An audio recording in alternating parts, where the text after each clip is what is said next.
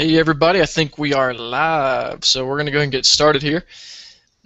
Quick introduction of ourselves. My name is James Roper. I've got with me Chandler and Tyler Wagner. I think you can see them at the bottom of the screen. For me and Tyler, we actually authored our book, The Productive Person, as you can see right here. And Chandler.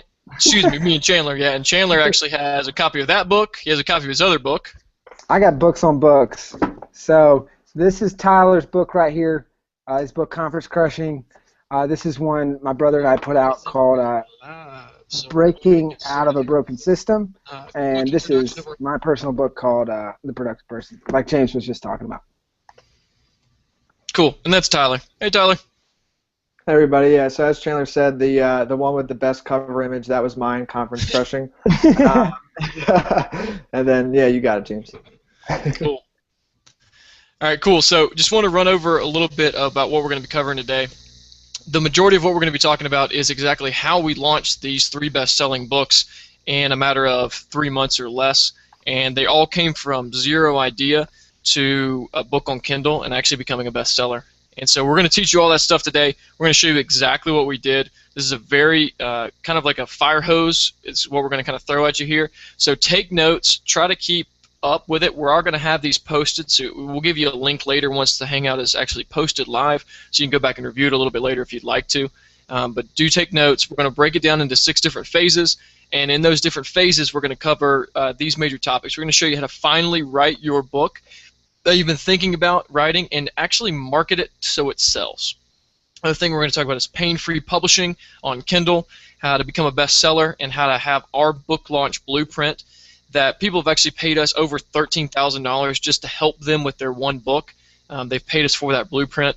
This is also how to reach your target market to make sure you're hitting the right people that you want your book to address. And we also have 2 secret weapons in here that we're going to talk about for consistent traffic for the sales of your book, and how to get your book to create thousands of dollars of passive income if that's your goal every single month, and to grow your network like crazy, which I know is something our good friend Tyler has done a great job with. All right, so we're going to go ahead and start off with phase number 1, and Chandler's going to talk to you about that. Cool. So appreciate it, James. So like he was just talking about, so that's kind of an overview. We're going through these 6 phases.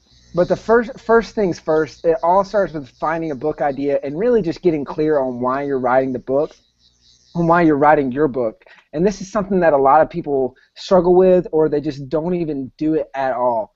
And that's just getting clear on why you're writing your book. And there's really just there's kind of 4 main reasons why you would write a book, or 4 reasons how you could benefit from a book, and I'll go through them quickly. The first one's money, or for leads, so to make passive income, like James was saying. Second one's grow your network. The third is to build your reputation. It's basically like a glorified business card. And then the fourth is a passion project. So if you have something that if you have information that you really know well, or just something you want to get out there, or even like for this book I did with my brother, this is Breaking Out of a Broken System. You know, with that book, all the profits went to charity. So that was a complete charity project. So basically, when we talk about getting clear on your why, it's figuring out which one of those reasons you have for writing your book, and then catering your book to that. So it's figuring out why, and then that'll lead into your writing and your marketing. You're going to market your book differently. You're going to write it differently depending on those reasons, whether it's to get leads, all those things I just mentioned. But basically, we've kind of tested for each one of these strategies a book. Like with The Productive Person, it's making several thousand a month. It's bringing 15, 20 leads a day. Like with Conference Crushing, Tyler's used that to really grow his network, knock his network out of the park, just by leaps and bounds. That book's really grown his network. And then all of them are kind of glorified business cards. So you can kind of see we've tested the different reasons with the different ones of our books. But that's basically it for phase 1, and that's getting clear on your why. And Tyler will take you into phase 2 here. Yeah, definitely. Thanks, Chandler. So phase 2 is going to be how to position your book to reach your target market. So no matter why you're writing your book, you obviously want as many downloads as possible. So we teach that in our course. So basically, like Chandler said, you want to start this before you write. Like you want to know your why, and you want to know your target market before you start writing your book. Because really the great thing about Amazon is there's so many eyes on Amazon. Like that's where I would say like 90% of people go to buy books now, probably even more than that. So it's all about the organic discovery. So there's two ways that people find books on Amazon, and it's basically just by searching the search engine on Amazon, and then it's by looking up the bestseller list by categories. So basically what we can teach you in our course is keywords research. So what you want to do with your book is, you would have your title, subtitle, and also kind of the direction of your book. It would be geared towards the keywords for your niche market, basically. And then also you would want to have two categories picked out before you start writing two, so that you know the audience that you're really going after for Amazon. Basically, we use Google Keyword Tool to find good keywords.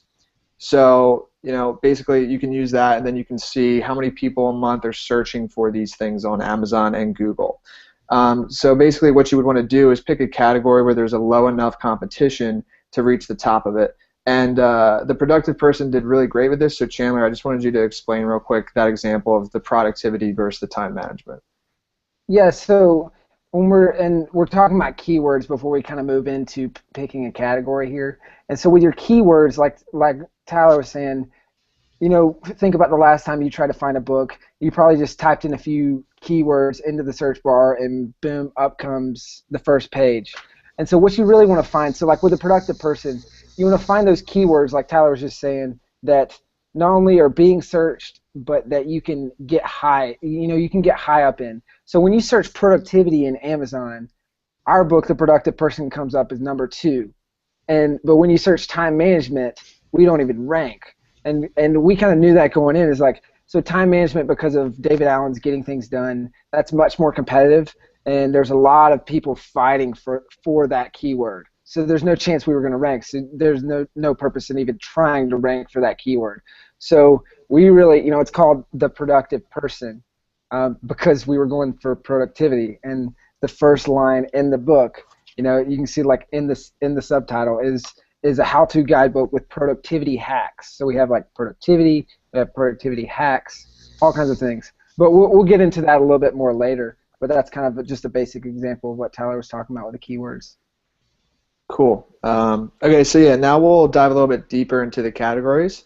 So basically, you want to do like cross-categorization, and that is really important. Like 99% of authors make this mistake, and it cuts their reach in half. So you have two top categories. Would be like, one is business and investing, the other is self-help, and then there's subcategories. So you wouldn't want to pick two subcategories that were under just one main one. Like you want to be in two main categories. So that's like with Conference Crushing, I'm in self-help, and I'm also in business and investing, which are two main ones. So that's one big thing that a lot of authors make that mistake. And then basically the top 3 in any category is where 50% of the purchases actually go, and then the top 10, so the next 7 would be where the other 30% goes. So as you can see, that's already 80% right there filled up for purchases for books. So the rest of the 20%, they're just pretty much fighting for scraps. So you really want to be top 3 ideally in a category, but top 10 is also, it's pretty good. So as a general rule, if any of the top 3 books are ranked 2,000 or worse, it's a pretty good category. You could probably get in there, and it would be a lot easier to hit number 1 in that category. Whereas if all 3 books that are the top 3 inside that category are 1,000 or better, that's a very competitive category. And another way to like research this, we use a KDP calculator, which actually shows you how many, depending on the rank, how many sales a day that book is getting, which really helps you, and it's really important during your launch week. So that's basically what we have for phase 2, and then we have Chandler for the next phase. Cool. And before we move on, I've tossed a couple of those links in the public chat area. So if you look over to the side, some of the things that we're mentioning, some of these tools and things we're using, we'll actually post those links for you. If you want to, just bookmark them. Just save them for later. Don't go to them now because we want to make sure you don't miss anything on the webinar. But bookmark them for later. And in your notes, just make sure you understand that we've already given you that bookmark. One thing on the KDP calculator that's really cool is when you plug it in, all you have to do is just plug in whatever their sales ranking is for any book that's on Kindle. So later on, you can check this out, and it'll give you an estimate of exactly how many books they sell per day, which is a pretty awesome thing to do when you're trying to figure out how competitive is that market. Because if you see somebody that's only selling 1 book a day, like 1 to 10 books a day, and they're ranked like 234 and they're number one in that category, I can tell you right now that we could take over that category, and I could probably launch you a 10-page PDF to do so. Right, so it's pretty easy to do. So that keyword, the KDP calculator is pretty awesome. And just to give you a heads up before we move on to phase 3, if you have any questions, we really encourage them. So post them into the chat box, and we will try to answer as many questions as come along, and we'll make sure that we get to them after each section's kind of over and we've kind of clarified everything. Some of them we might answer later on, but if we try to get to them as soon as possible, and at the very end we'll have a little bit more time to answer some of those questions if we've not been able to hit them so far. Cool. And just one last thing to clarify before we move on to phase 3 is you can easily discover these book rankings by clicking into books and just searching down, and it's right above the review section. And like what Tyler was talking about, so you kind of have to click into the books, and if you're searching to see like what the top 3 is ranking, so like whether they're 1,000, 5,000, 50,000, that's how you do that. You click into the book and you can scroll down on the page. And like he said, if each one of the top 3 is like in the top 2,000, that's kind of competitive. But if all 3 of the top 3 are below, you know, like they're worse than top 2,000, that's a pretty good category to go after. But moving on to phase 3, this is what to do when you first start writing. So this is how to actually get the ball rolling, how to start putting pen to paper, all that good stuff. And obviously for this kind of stuff, there's tons of writing strategies out there. We cover a few in our course, but like none of them really work if you don't have clarity. So if you don't know why you're writing your book, and this is what we talked about in phase 1, if you don't know the purpose behind your book, why you actually want to write it, then no writing strategy, nothing can really help you because you don't have direction, and you're not going to be able to write your book because you don't really know where you're going. So just to go over a few writing strategies that work well for us, now that we have this clarity, and now that we kind of went through the process of like, okay, why are you writing your book, so we've used a few different ones. So for the productive person, we had like 4 to 6 hour time blocks and 4 to 6 hour writing blocks. For breaking out of a broken system, we pretty much wrote the whole book in a week. And I know that sounds crazy, but I'll explain here in just a little bit how we did that. And then for a lot of people, they actually end up just doing it daily. So maybe 1,000 words a day or spending an hour a day. And that's really helpful for them. But the process that we use, no matter which one of those you choose, so no matter whether you block it or do a little bit at a time, is basically it's 3 steps. It's super easy. And honestly, your high school English teacher probably taught you this method. And if you're anything like I am, you listen to it and you said, well, that's stupid. That'll take too long. I'm just going to start writing. But it actually works. And so, but here's what it is you start with a mind map. So you write basically everything you could think of. You know, you're just pulling thoughts out of the air. Everything you can think of involving this book topic. And then you go to an outline. And you basically just outline out all the things you just wrote out in your mind map. And then you start writing. And you can do this on a macro level. You can do this on a micro level. And macro, getting your whole book plan, the whole book planned out, and then you can do it on a chapter by chapter basis. But basically, when you're doing it on a chapter by chapter basis, like what we would do is you take 12 minutes on the mind map, you take 12 minutes to outline, and then you take an hour and a half to write the chapter or something like that. And that's pretty efficient, a pretty great way to do that. But that's kind of a basics on some of the writing strategies we use, and I'm going to go over a couple more of our hot tips, and these are super helpful as far as like lengthening your book and writing a killer introduction. Yeah, and before you go there, one of the ways that we actually wrote The Productive Person is something that we started with the end in mind. So at the very beginning, we just basically said straight up, why do we want to write this book? Who is this book for? And we came up with 3 things, and originally that book started as just this 20-page PDF that we were going to give away for free, and then eventually we realized that it was really good, and so we said, hey, how can we actually publish this book? And that's when we learned all of these different systems we're talking about now. We did so much research and spent hours and hours reading blog posts and going through course after course to make sure that we knew what we were doing the right way. So when we launched this book, it was going to be successful. But we actually started with the end in mind, and when we asked ourselves those questions and we said, who do we want to write this book for, the other stuff started to fall in place, because then we were able to say, okay, well, if that's who we're writing it for, and what would they want? And when you're able to ask yourself, what do they want, then you can go and say, okay, well, if I was this person, I would want to know this, this, this, and this. Maybe you list off 5 different topics. And when you have those 5 different topics down, once again, that's going to say, okay, well, if these 5 different topics, what are the 2 most important things or 3 most important things that they have to know to get a grasp of this subject, depending on how in depth your book is. And that outline will create itself by just starting with that end result of, why am I writing this and who am I writing it for? So that was something we really found very successful when we were writing A Productive Person. For sure. Cool, man. So we'll go on to a couple of these hot tips here.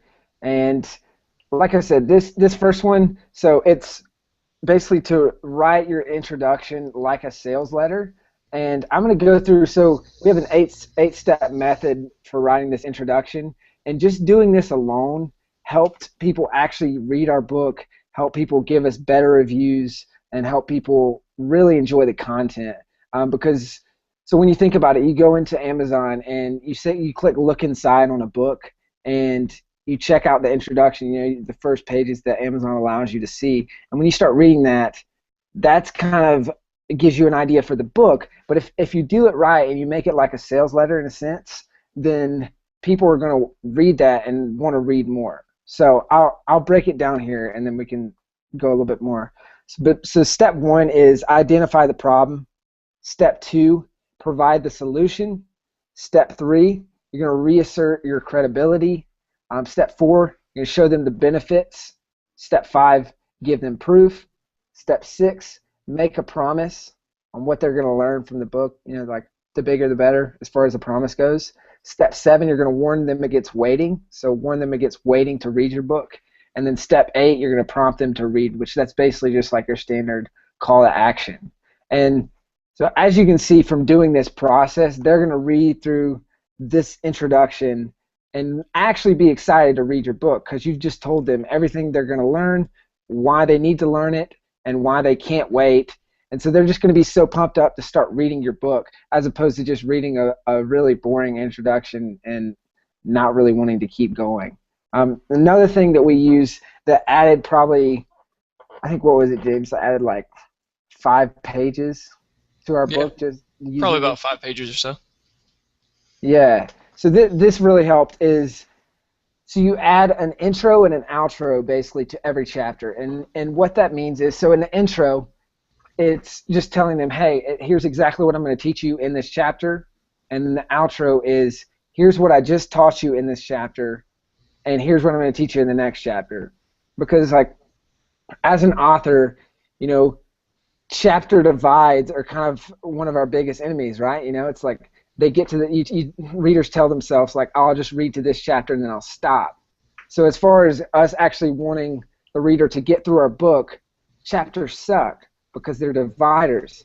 So the reason, and this is why this outro is so powerful, beyond just adding a few pages to your book, this is why this is super powerful, is you add it to where right before they get to the end of the chapter, it's like, okay, here's what you just learned in this chapter. Here's what I'm going to blow your mind in the next chapter with blank, blank, and blank. And so then they read that and they're like, oh, crap, well, I can't put the book down now. I need to learn this next thing. And you've probably seen authors use this. And, I mean, if any good authors use this technique, and this is like, whether it's a fiction novel, nonfiction, whatever, the authors that do read this is why you find yourself reading through a book and thinking like, oh my gosh, I just read like half a book an entire day. It's because they're using these kind of techniques. Definitely.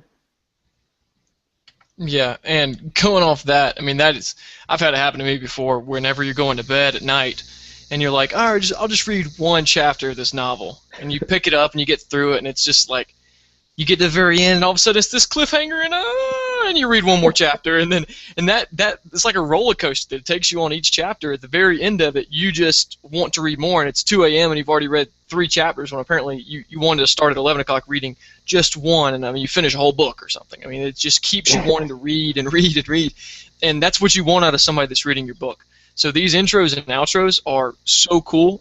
So opening and closing your chapter with that. it adds so much readability to your book to where people actually can read through it instead of it being really jagged like a blog post. It becomes something more of an actual book because it's very connected together. And a couple things here. I saw that James wanted you to repeat those steps, Chandler. Let me run through those real quick. I actually have them written down. Those top tips again, so the writing your introduction like a sales letter, this is what the steps were. Number 1 was identify the problem. Number 2 was provide the solution. Number 3 was reassert or assert your credibility. Number 4 was show them the benefits again. Number 5 was give them proof. Number 6 was make a promise. And, you know, the bigger the better there. Number 7 was warn against waiting.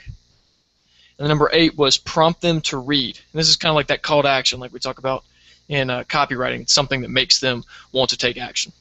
Right? So that was that. And then also, before we move on here, Amy had one question that we want to make sure we address. That she said, when you're talking about keywords, are you talking about one-word categories or two-word keywords? And then how does that differ from the category, subcategory topics? So I'll answer those separately. First, it is both one- and two-word keywords. If I pull up in our book right here, you can see that we've actually combined, I know you probably can't see this, we've combined in our subtitle some different keywords that you might not get if they were by themselves. So Kindle actually allows a certain number of keywords. It's a very small, it's like 10 keywords that you can do. But what they don't tell you is you can actually do keyword phrases, and those phrases will be treated as not only phrases, but they'll also be treated as individual words alone. So if we were doing time management for entrepreneurs, we're going to capture the word entrepreneurs, and we're going to get time management, and we're getting time management for entrepreneurs.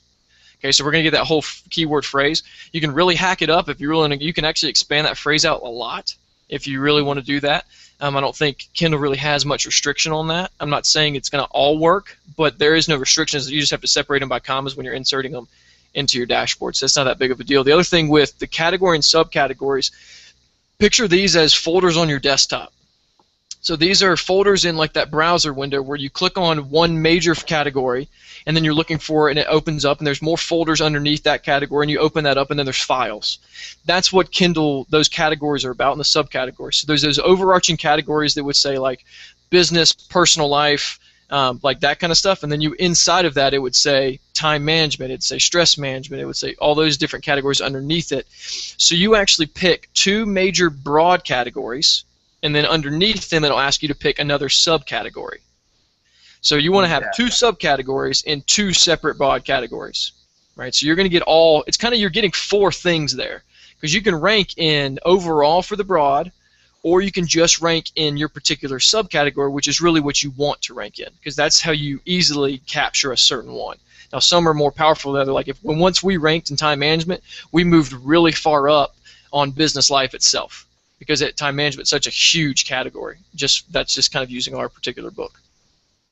And the last part of that, Amy's question, I'll just answer that real quick, which is how does the keywords differ from category and subcategory topics? That's kind of what we were talking about with the two methods of discovery. So the one method is searching keywords. So back to the whole analogy of like, imagine yourself looking in the Kindle store, and there's really two ways you can find a book. You can either go to the bestseller list, which that's really where you're going to find the categories and subcategories, and you can dive straight into what you want, or you can search keywords because maybe you know what you want. So you're like just searching time management book, or like James said, time management for entrepreneurs. So that's how those kind of differ, because they're two totally different ways to organically discover a book, which when we say organically, we mean just like without driving people to that page, you know? So it's like the more organic discovery you can have, and we'll talk about this a little bit later, but the more organic discovery you can have for your book, the more opportunities you have for random people who are in the Kindle store who didn't go there to find your book.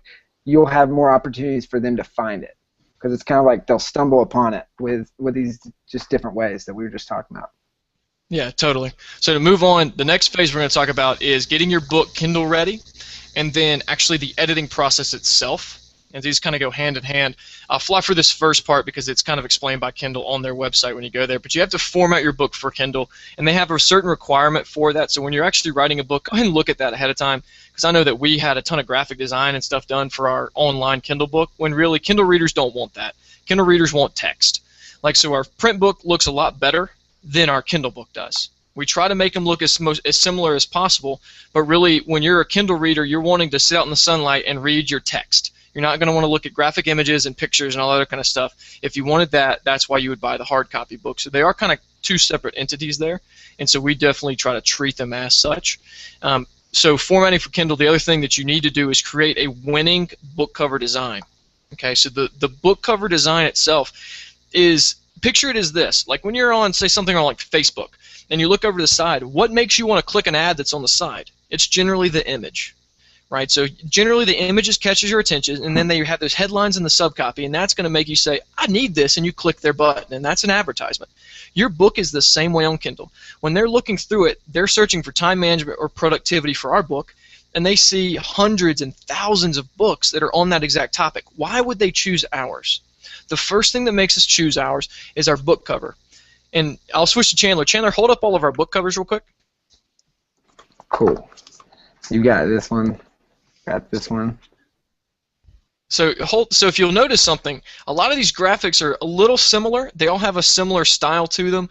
We also have the black background that we chose to use. That's not, I mean, that's kind of coincidence, but really they have this bold and strong look. They have vibrant colors that stand out.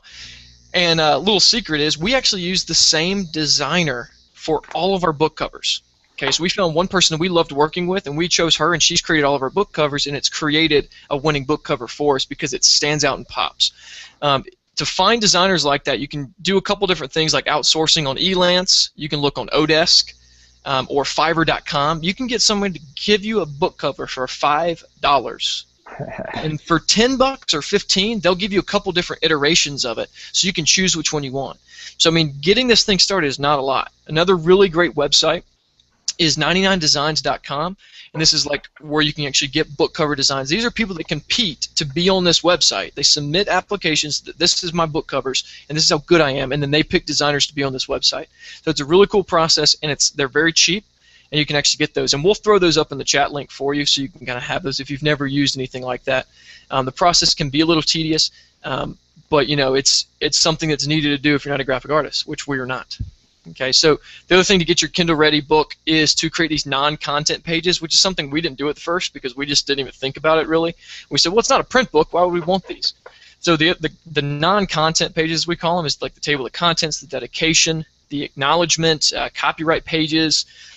All these are the different pages that you want to have in there because it adds some extra credibility to you. Because when you're looking at a copyright book for a self-published author and you see the copyright and it's for some business, that adds a lot of credibility when really you might have just written this book by yourself. And it's definitely helps you protect your rights too, which, you know, of course, that's important. The next thing though is editing, and editing is something that's really I want to spend a couple minutes on real quick. When we first published The Productive Person, we self-edited. And by self-editing, I mean we wrote the book, we went through it maybe once or twice more, and we said, okay, this is good to go, and we published it. So yes, me and Chandler sometimes write like fourth graders, and we miss a couple commas in here, or we add too many commas, or you know, we end our stuff with prepositions, or I don't know, whatever. So we do all those things that you're not supposed to do. We did them. Okay, so and our book still had a ton of great reviews, and we were to sell over $13,000 worth of books within the first couple months of this book product being launched, and we were to hit #1 in all of our categories, even with editing mistakes. But I will tell you that we did start getting some negative reviews saying like, hey, our editing is not very good, or I missed this point, and all this other stuff. So we finally got an editor to look at it, and we didn't really understand how powerful the editor could be. We do this first now with all the other books that we've done. We have the editor go through it because there's two types of editing that they can cover. These two types is #1, they do a content edit, and #2, they do a copy edit. The content edit itself is when they read through your book and they say, dude, I like your ideas, but none of this doesn't work. This should be up here. This doesn't make enough sense. You need to clarify this more. And it's like, I don't fully get where you're going with this. And you're like, oh, that's great. And so they're that outside editor that's saying, this is good, this is bad, this sucks, fix this, change this, and this book will be great. You'll be amazed that when you can, sometimes you'll just reorder a chapter even, and it'll make the readability better, it'll make you your comprehension better, and that's what a content editor can do for you. The next type of editing is a copy editor. The copy editor is what we really needed, which was the grammar, which is the punctuation, and all those missing commas that we were supposed to have in our content. So when they go through, they'll copy edit, and for those type of editors, it makes it for the people that like to read books often. It makes them not have to read a 9th grade paper, and they can actually read a real life book that's published on Kindle, and it just adds this wonderful readability to it, and this I don't know, it just kind of adds spice to it. Because I remember even one negative comment we got. This guy wrote us a little novellini of a negative comment, basically saying, like, this book is garbage. Don't ever buy this book. It's the worst thing I've ever bought. And then even in his novel, that was like 4 or 5 paragraphs long, actually, he even said in there, but I got to give it to him. The editing was really good. So, out of everything, at least we had a good editor. So out of those 2 types, when you hire an editor or something like that, you can actually find them on the same way on Elance. You can find them on Fiverr. I'm sure you have a bunch of friends that have them too. And the biggest thing with hiring any kind of outsourcer that you're using for these type of projects is communication, making sure that you have somebody that's good, but that they can get something done on your deadline, and they can communicate and make sure that they understand you and you understand them. The best thing about our editor when she came to us is she said, I understand how you think, and I want to make sure I'm getting your voice across, and she did a great job of it. She wasn't happy with some of our decisions sometimes because she felt like they were not grammatically correct in how we were writing it, but she still told us about it, and she accepted what we gave her back, and that's a great editor. That's what you're looking for. And just so you kind of know, editors will price things in 3 different ways. I know you're probably curious about this. The one way they'll do is per manuscript page, which is every 250 words. That'll generally be like $4 a page to like $10 a page, depending on how good they are. They can do it per project, just bidding a project like you'd estimate a painting of a house. And then the third one is per hour. And so per hour, of course, ours was actually about $19 an hour, if you really want to know. And she was kind of an amateur editor. And there's a couple links I'll give you here that will show you exactly what you should be charging for an editor. So make sure you save these, so whenever you're looking for an editor, you'll know if they're ripping you off or not, or if you're getting a good deal on their skill level. Yeah. And we'll actually throw those in the chat box so you can have this. So make sure you bookmark these pages as well. And James, a couple quick things on that. So 2 things. First being that sometimes people are better content like sometimes you might actually need 2 different editors. So like someone to do the content edit, someone to do the copy edit, and sometimes it might the actual content edit might be friends, it might be family, it might be your aunt who's a professor, an English professor, like whatever. It might, but that helps you nail down on your content, and then if you can just bring in a good copy editor, they can tidy it up, fix the grammatical errors, all that stuff. Like sometimes that's the way to do it. But the second thing that I thought of when you were going through that is just kind of that content is king. So even though like you can get away, especially on Kindle, you can get away with some grammatical errors, some basic stuff, because content is king. So our book was really good. It had really good content, and it's kind of polarizing. So either you like it or you hate it. That's why, like James was saying, we have some people leave like a 3-paragraph like negative review. Obviously, the book wasn't for him. But content is really king. So it's like you can get away with stuff. This is basically just what I'm trying to say is, if you focus on making sure that the content is good, you don't have to be super anal about every single editing mistake, because we definitely weren't. Like James said, we read through our book twice, and that was our editing, and it was edited pretty decent, pretty just well. Not professional editor quality. Yeah, I would just say the editing is just definitely like a bonus. Like it's awesome, and it definitely helps your guys' book. But in the beginning, when you guys launched it, it wasn't like 100% necessary. Like it didn't really hurt your book in any way. Yes, I agree with that, Tyler. I think that it didn't necessarily hurt us, but then looking back at it later, because we're trying to make sure we do this efficiently, it was definitely a step that was out of order. Because like when we had to go back through and she had to re-edit it, then we had to basically send it all the way back to our formatter. Then we had to have our designer redo the design because we were creating a print book, and it created more money that we had to spend, and it also put just stuff out of order to where we were dealing with people for longer than we should have been dealing with them.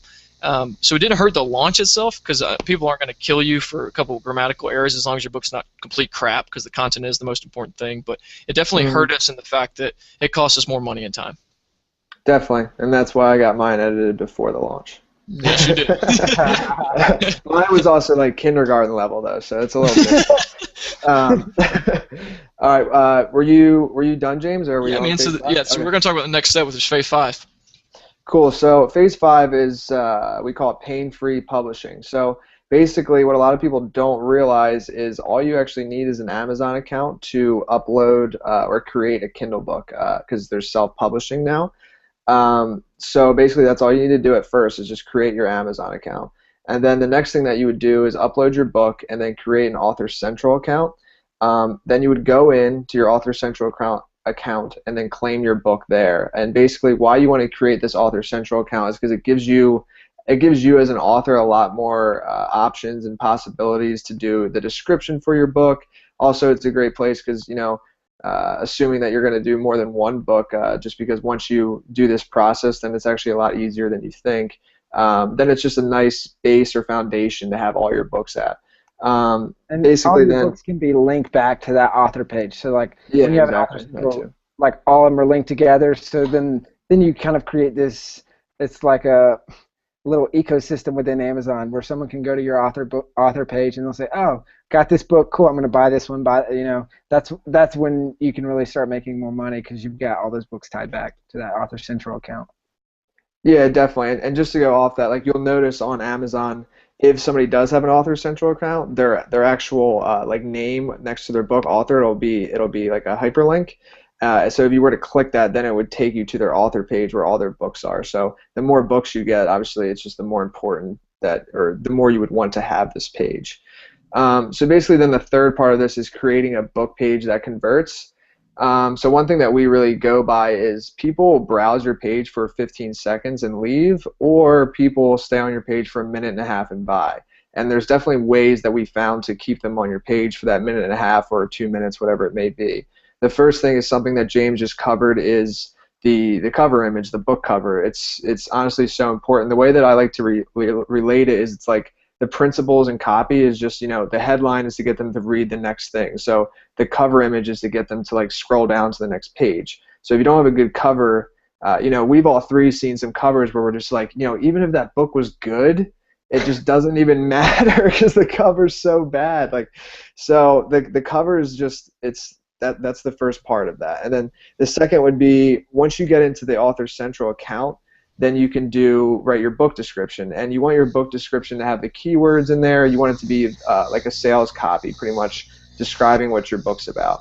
Then the third part would be getting reviews. And basically, the most important reviews are going to be from your influencers. But you want to get as many as possible, like we spoke about before, for the algorithms and stuff like that. So you want to have good 4 to 5 star reviews and really have some that are from influencers, so it just gives you some credibility. So basically for that in our course we teach you how to do that. So. And just one thing I wanted to add on there is, so you basically you don't, like, you start with your Amazon account, but the only other little mini account that you're going to need to create is it's like a KDP account, so Kindle Direct Publishing, which it's kind of tied to your account anyway. But it's weird how Amazon does it. So like you have an Author Central, you have your normal Amazon, and then you have a KDP, and like they all are kind of tied to the same login, but you just have to create them. So it's really weird, but it's all based off of just your main account. Hopefully that makes sense. But one more thing before James takes on with phase 6, I want to add is hopefully that didn't miss what Tyler was just saying, because that's super important. The fact of how your book in Amazon is so much like a good, well-written ad, and he said copy, like copywriting. And basically the theme is, so someone will go on your book page and stay for 15 seconds and leave, peace out. They're going to buy your competitor's book, or they're going to stay for a minute and a half and buy. And so everything we're doing on this book page, from the cover to the title to the subtitle to everything, is meant to keep them on the page. So keep them on for as long as possible. And basically what he meant, so like the cover is a good headline, your title and subtitle is a good subheadline, and then you've got your book description. They're kind of rolling in, and it's basically like in copywriting they talk about like the slippery slope. You want to send prospects on a slippery slope, and so you want to literally get them down this slippery slope where they keep going in and in and in, and to where before they know it, they're 2, 3, 4 minutes on your book page, And what happens is there's almost like this weird not reciprocity, but there's almost like this weird feeling of like, okay, I've been on this book page for like a couple minutes now. The book's like $3. I'm just gonna buy. Like, I feel like I'm comfortable with the book. I know what the book's about. Like, it's almost like a feeling of comfort. The longer they stay there, the better chance that you have of actually converting them into a sale. Yeah, it's kind of like when you're standing. It's kind of like when you're standing at the checkout line at a grocery store or something, and you have those impulse buy items that are around you. Like, you stand there for a few minutes, and you're going to buy them. So it's like the longer, if you're in that line for like 30 seconds, you fly right by them, you don't see them. But if you're staying there waiting, you're just like, well, I guess I can have a pack of gum too, and maybe a Mr. Good bar. I mean, that's my favorite candy, but I think it's a lot like that. Would you guys agree? Yeah, it's like you start buying things that not in a million years. It's like an Almond Joy. Are you kidding me? Like, I would never go out and buy that. Well, no, it's because I'm here for a while. It's funny when you said agree, I said I disagree just because I disagree with the Mr. Goodbar part of it. I'm definitely a Reese's and Almond Joy fan, but I agree with the concept though. I was wondering about that. I was like, you disagree? What is this? All right, so we've covered the majority of the stuff that people think about first when they think about writing a book, right? I mean, how to write the book itself, how to actually get it published or something if they think about a publisher at that point, how to get it edited, how to do all that kind of stuff, come up with a book cover. What we haven't talked about yet is actually how to launch the book. Okay, so whenever you hear about book launches, they're this big secret thing that, you have to have this large publisher or something, and they do these book signings and do all this other stuff. That's not what a book launch is for self-published authors on KDP. Okay, so what we're going to do here is we're actually going to show you the exact system that we've run through to launch all of our books to bestsellers. So this is what I would call the gold nugget of the entire webinar. If you can write your book yourself and you can sign up for all these KDP things and all these Amazon accounts, if you can just write this stuff down and follow this blueprint, you will be able to launch a book. And like I said earlier at the beginning of this webinar, this is something that we've been paid over $13,000 for one dude to write one book and for other people to do the same.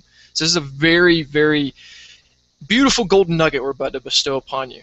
Right, so Tyler's going to kick it off. We're going to kind of bounce this back and forth because this is the most important thing you can get out of this webinar. And in case you can't tell, this is the stuff we really get fired up about and we feel like we're really good at. So this is where we kind of really, really have some fun.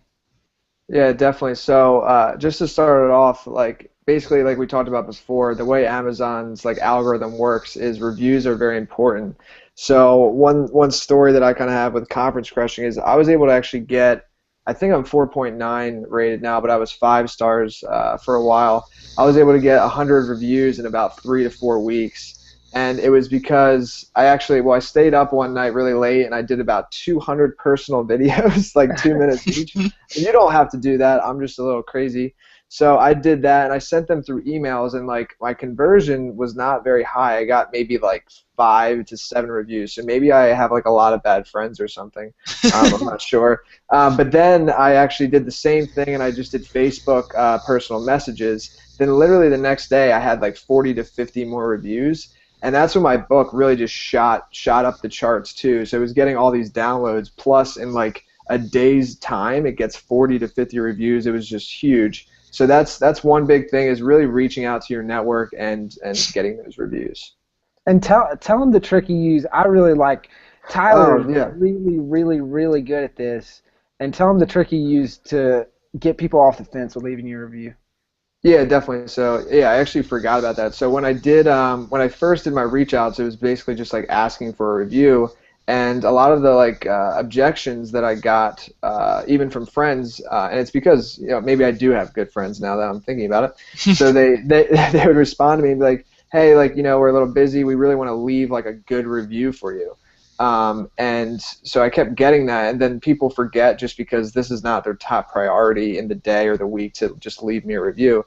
So then what I did is you can actually edit reviews after you leave them. So I would just put that in there. I'd be like, hey, don't worry about leaving a long, glorified review. You can just say amazing book, and just put 5 stars on it. As long as you've read it before, obviously, and you like it, then you can just do it that way. So I actually had, once I said that to them, it just took the tension or them worrying about it. It just took that right off. and then all my reviews started coming in, and then people actually did go back and then edit the review later. So that's just a great way to handle that objection. And I mean, the honest reality of that is that unless they're one of the first reviews, or unless theirs review is really upvoted and it's on the first page, people were never. And like, when's the last time that you've went to the third page of Amazon for reviews? Like, probably never, right? So people aren't going to see these reviews, you know, for a lot of them, unless they're really digging. So what it really is the law of numbers. So when you scroll over a book in Amazon, or when you so you like the cover, then you scroll over it, and it pops down real quick, the breakdown of all the reviews and the 4.7 average or whatever the book has. Like, that's when a lot of people, I know for myself especially, that's when I make the decision, like, oh, this is pretty good rated, all right, I'm going to check it out. So it's really a numbers game, and by getting them to get off the fence and just give you a review, it takes the stress off of them, and you'll convert much higher. And just kind of a little asterisk, like right here, we're not advocating like buying reviews. Some authors do that, and that's great for them. Morally, we don't really believe in that. I mean, if you need to buy reviews for your book, it's probably a crappy book, or you know, like, it's just we feel like it's pretty stupid. And then on top of that is, like, we're not advocating to like beg reviews from people who have never read your book. But if they've read your book, you want to make it as easy as possible for them to actually leave a review, because they want to. It's just sometimes they get caught up in their head and want to make you the best review ever, and you know, it's just it's a little unnecessary.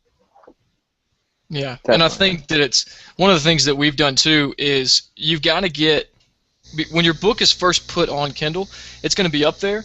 And you don't have to start advertising it yet. You can go ahead and just have it up there, and people can leave you reviews once the book is actually live.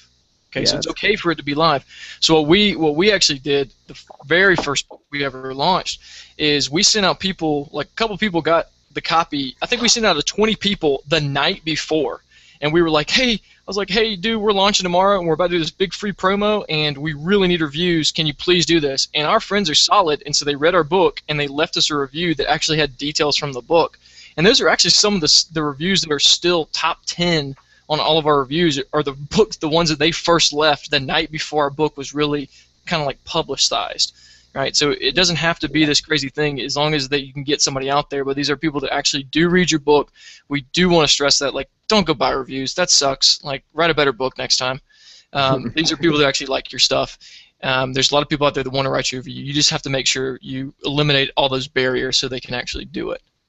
And that being said, I know we're going a little long on this, but I just want to add one more thing. Something that an author told me when I was first starting out, and this really, really stuck for me, is he said, I scrap for every single review I get on Amazon.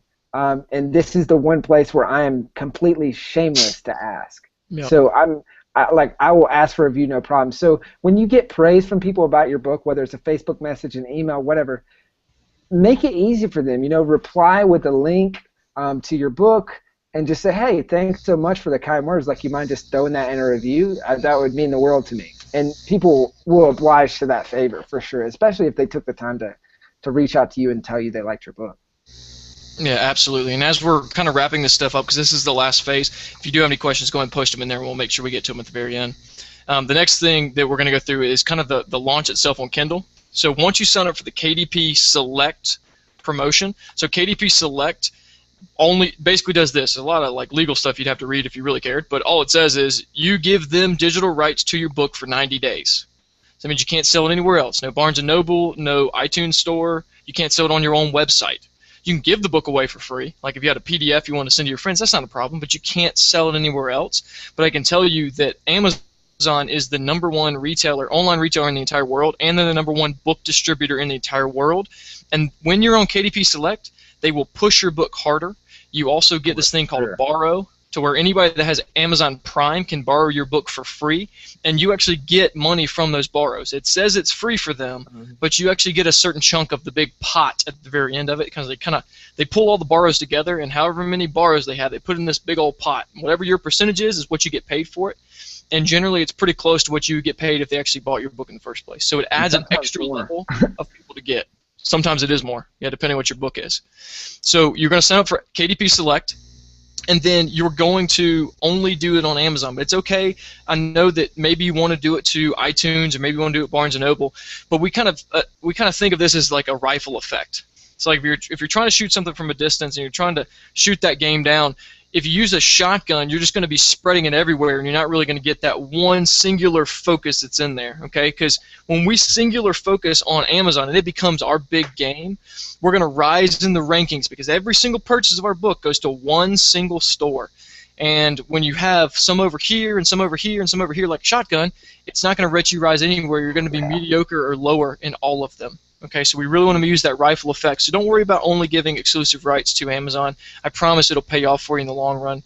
It's created a lot of bestsellers. Okay, so on that, you're allowed to do 5 free days per 90 days. Okay, so in that 90-day period, you can do 5 days of free promo. So these 5 days, you're going to launch. You're going to use all 5 of them. And it's going to help you rise to the top of the free rankings. When you rise to the top of the free rankings, you get a part of algorithms that Amazon has that they fall in love with you. So the better you are in the free rankings, the better they're going to start publicizing your stuff. They will start sending out emails about you because they know that people are actually downloading your book. Okay, to get to the top of that, it only takes a little bump, and on this little bump, and all we do is we talk about a pre-release list. So this pre-release list is something that we only had 124 emails of our friends that wanted it, and we basically said, hey, the only way to know when our book is going to go free is if you're on this list. So just having, like a couple of those per day come on, and people from your social media, which we'll talk about in a bit, come on and give you a bump, it pushes you very quickly up. Most people that put a book on Amazon don't have anybody, they're not driving anybody to it, and so they're just expecting people to see it, which they won't. Okay, so the whole process is sign up for KDP Select, then you do these 5 free days, and as soon as that 5 free day period is over, you're going to put your price at 99 cents. And you'll do a 99-cent price for an entire week, no matter what you want your price to be, 99 cents. Because once you're a part of the free thing, and people see all these great reviews that people are leaving you, and you're top of the charts, and you're #1 in your category on free, and your book's 99 cents, people are going to think it's a deal, and they're going to say, why wouldn't I buy this for 99 cents? When they start buying it for 99 cents, you're going to climb in the paid charts now. So as you climb in the paid charts, it'll actually get you to the top of each one of your categories. And once you're over there, like we said earlier, that 50% goes to the top 3 of each category and 80% goes to the top 10. Once you're in there is when you start making the money. Anything below that's fighting for scraps. Okay, so after that 99-cent promotion for a week, you're going to put it at whatever price you want. Generally, your prices for Kindle are going to be, $2.99, $3.99 for public, like self-help type books in the nonfiction categories, and anything that's a novel is probably going to be around $7.99 to about $9.99. But those prices vary. You could test out your price points. I know for us it's $3.99. Tyler actually started at $2.99 with Conference Crushing, and he raised his price to $3.99 and actually started getting more sales. So it depends on what your price point is. You want to test that as you go.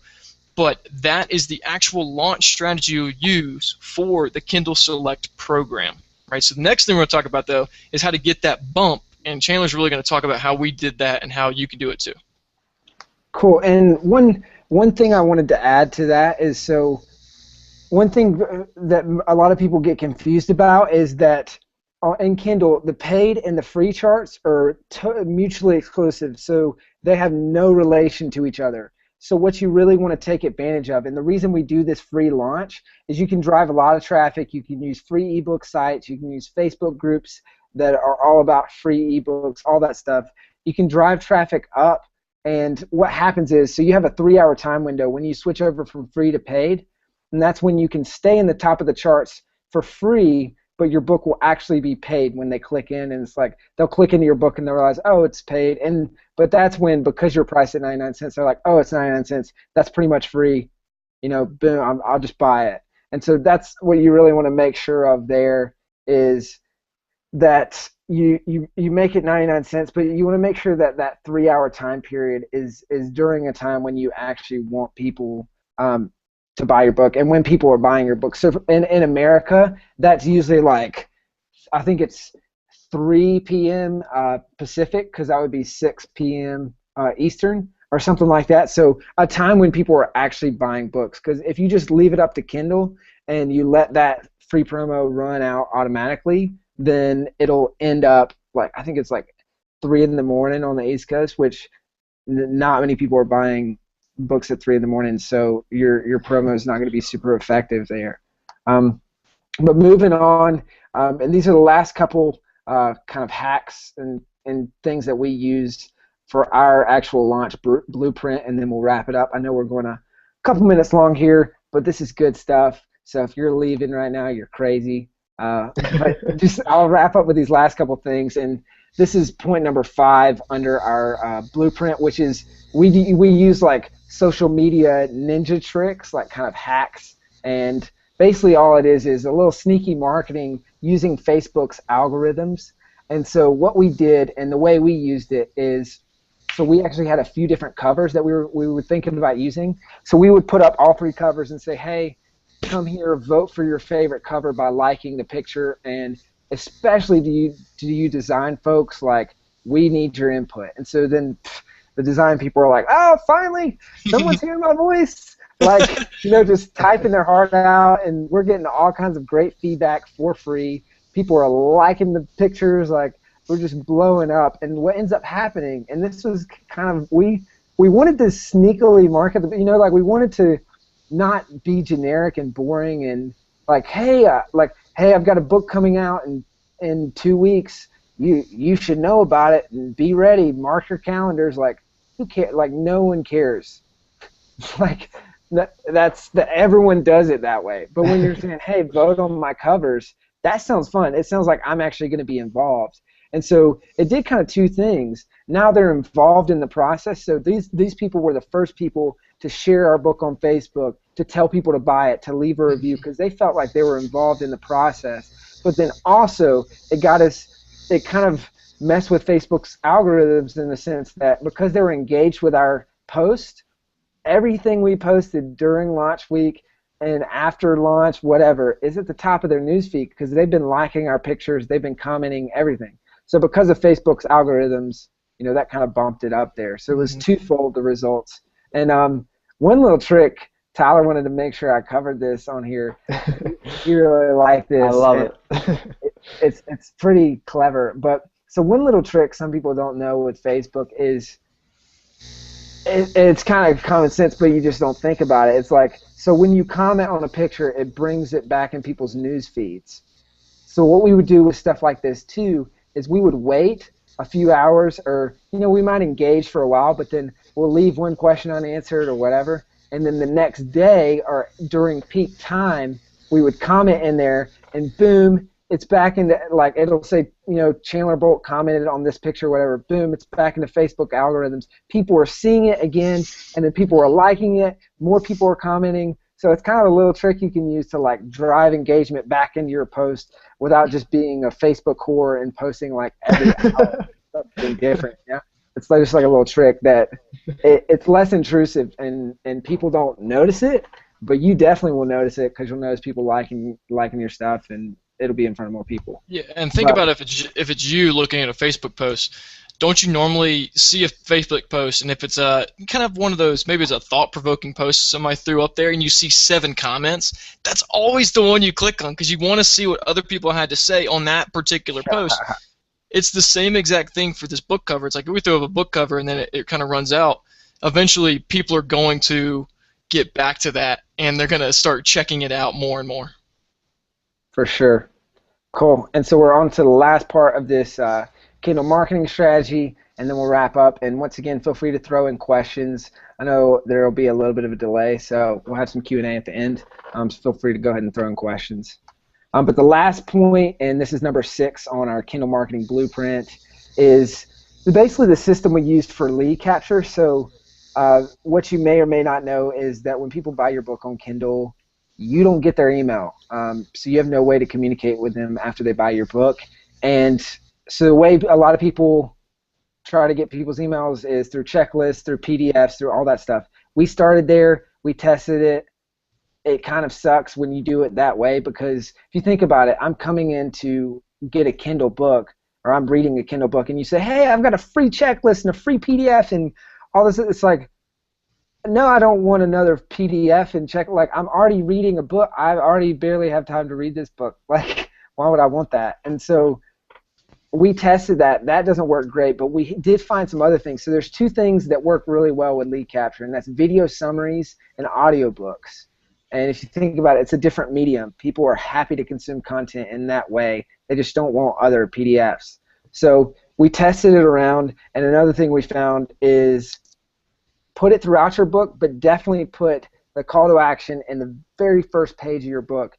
And what happens is, so we give away an audiobook, and by doing this, our leads went from maybe 2 a day, like just dismal numbers, to this technique consistently captures 50 to 70% of emails, which if you're in the Kindle, like that's incredible for the Kindle space. And on some books, it even captures over 100%. And I'll tell you why, because the little look inside feature, people can look inside and they can see your lead capture and they can opt in without even buying your book, which is super cool because for us, the email is just as important, if not more important, than an actual sale. Because now we can email these people, we can ask for, like whatever you can sell them stuff for your business, like whatever you really want to do. So that worked really well for us. And that kind of wraps up phase 6. And I'll kind of recap everything we covered here, and then we'll wrap up. But number 1, phase 1, what we covered was finding a book idea and getting clear on your why. Then number 2, how to position your book to reach your target market. Number 3, what to do when you first start writing and how to get the ball rolling. Phase 4, and this is what James really dove into, is editing and getting your book Kindle ready, so formatting, logistics, all that fun stuff. Number 5, pain-free Kindle publishing. And number 6, which we really, really got after, which was this bestseller book launch blueprint. That's a mouthful. But that's kind of what we covered, and basically what we're doing. So we've taught this system to several people, and it kind of started. We were doing this for ourselves, and we just were having great success. And then people were literally just like beating down the doors, like, "Tell me how you do this. Like, tell me how you're doing this. Like, tell me how you guys are getting all these bestsellers, all that good stuff." And so, we started teaching a few more people, and finally we just decided, all right, this is such a huge demand that we want to actually take people through this process, but we want to do it the right way, and we want to take people by the hand through exactly how we do it, and exactly, get them through all the little speed bumps, because there's other courses that may show you how to do it, but they don't actually show you how to do it, So basically what we're doing is we're opening up. We're going to take on probably 50 at the most students, and the 3 of us will be walking them through exactly how can you write your first book and get it on Kindle. And we know we're going to have way more than 50 people come to us. I mean, it feels like we've already had 1,000. So basically what we're doing is we're doing an application, and if this is something you're serious about, if this is something you want to do, we've just walked you through kind of the basics of the 6 phases we go through. This is something you're interested in, we're going to post a link in the chat box. You can fill out an application. We're going to take the best 50 people, and we're going to change their lives by getting their books to the top of Kindle. And it's going to be a lot of fun. It's basically a 3-month program. Goes from no book idea, maybe just a little book idea, to Kindle in 3 months. We're going to have a lot of fun. We're going to change 50 people's lives, and it's going to be great. So if it's something you're interested in, the link's in there for the application. If not, no worries, and we'll kind of open it up to a Q&A here, and we can answer any questions that any of you guys have. There's got to be some questions. Yeah, I've had a couple come in. A couple of them went to our private messaging stuff. So guys, if you'll look through a few of those, and then we can try to pick out a few of the ones that we want to answer the most. The first one I want to touch on here was just talking about, if you didn't have a book idea, where do you start with that? And there's lots of different ways that you can start. One of the ways is honestly just searching through Kindle. I mean, just going through and just kind of searching through the categories and seeing where, if your goal is, let's say your goal is just to write a book and become a bestseller. You don't really care what it is or where what category it's in. You can go on there and you can start looking and go to different categories and subcategories and go to their number 1 through 3 people take their bestseller ranking, which it says on their author page, like on their book page, it'll say like bestseller ranking number 8,500 or 85,000, whatever it is. Copy that number, toss it in that KDP calculator we showed you earlier, and it'll actually give you how many books a day they are. I can tell you if they're anywhere between, like if they're close to 5,000 or something like that, you can beat them pretty easily. And you can take over the #1 spot in that category and start making money immediately with this book, no matter what the category is. You can find somebody to help you write it even. You can publish this book, and maybe you can help them become a partner. So finding ideas are abundant. They're all over the place. If you've got an idea that you're looking for, maybe it just takes some coaching or maybe a content editor to help you come along and kind of pull that together. I know that me and Chandler, when we wrote The Productive Person together, it was better because we wrote it together. I came to him with an idea, and then we expanded upon it from there. And I know that having that idea, just like a spark for a quick ebook that we give away for free, changed into something that we've created an entire business off of. We've made thousands of dollars, and we've been able to share a really cool experience together in learning how to publish and get stuff on Kindle and help change a lot of people's lives, because our book has been downloaded over 15,000 times on Amazon alone, and we launched it last November. So it's been pretty amazing. And to add to that point is, you know, if you don't even have a book idea, or if this is your first time doing it, it really, like, getting through the process the first time is the hardest part. And once you get through that, you realize that it's like, so I'm someone who really hated writing. Like, I just hated it. All my college friends would spit out 5-page, 10-page essays and like that, like ridiculously fast. So it just really just pissed me off, like how fast they could do it. Because I would be up all night just staring at a blank screen, like not even knowing what to write. And so I kind of had a similar experience. You know, when you're writing your first book, it's like writing a college paper, except you got to make it 70 pages, which is absurd. Like, I never thought I would write 70 pages on one topic in my life. But once you actually sit down and do it, it's really cool how your confidence begins to build, and then you also just start learning things. And I actually like writing now, which is crazy. I never thought I would say that, but it really is just getting that first one under your belt, and then seeing other people buy it beyond just your friends and family. Because at first you're like, okay, this book launch is going well, but you know, this is probably just my friends. This is probably it. But then when it really takes off, and you're like, wow, 80 people bought my book today, and I have no clue who any of them are. That's when it really, really hits home. And I remember one of the first days where it was just, I think I was like snowboarding in Europe, and our book came out, and you know, it's like a week later or something, and our book made like 300 something bucks in a day. And I just remember thinking, like, holy crap, I just snowboarded all day yesterday and made 300 bucks. Yeah. So. And real quick thing about the program somebody was asking me here. The program itself is going to start at the very beginning of July, but we are considering applications over the next 2 weeks, and then we're going to make our final decision, and then we're going to start the entire program. And in the program, like I said, basically we're going to hold your hand through this entire process. We're going to help you get it done, because sometimes we know you need a little extra kick in the pants. Me and Chandler are each other's accountability buddies. We have accountability buddy. So we have different documents that we use. Tyler's on those documents too. So sometimes it just takes somebody else to help you push this idea forward, because I know for me personally, I've had a lot of different book ideas in my head, and I know that there's only a couple that I've actually put into publish and publish them, because it's really hard to take that idea from your head and put it down without somebody basically asking you all the time, hey, what about that book idea you were supposed to write, or what about that you're supposed to do, or how about we do this, let's sit down and outline it. And when you get somebody to help you do that, the whole process gets moved forward. And actually in this coaching program, we'll start in July, and it's going to be a 3-month process, from everything from writing the book from no idea to writing it, all the way to the book launch at the very end, to where you will be a published author. I mean, it's really cool that all that can be accomplished in a short period of time.